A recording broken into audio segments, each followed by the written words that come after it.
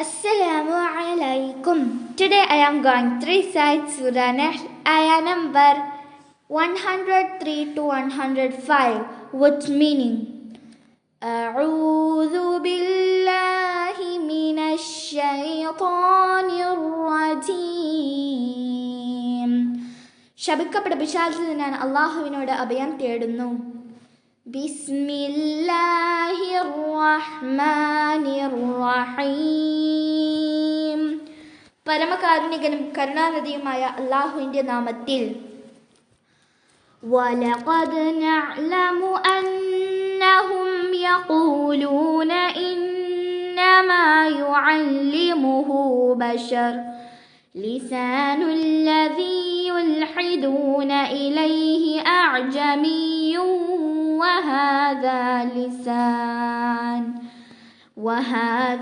لسان عربي مبين. അവർ പറയുന്നുവെന്ന് തീർച്ചയായും നാം അറിയുന്നുണ്ട്.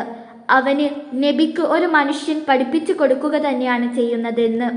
യാതൊരുവനിലേക്ക് അവർ ദുസ്സൂചന നൽകുന്നുവോ അവൻ്റെ ഭാഷ അനറബിയാകുന്നു. ഇതാകട്ടെ ഖുർആനാകട്ടെ സ്പഷ്ടമായ അറബി ഭാഷയുമാകുന്നു.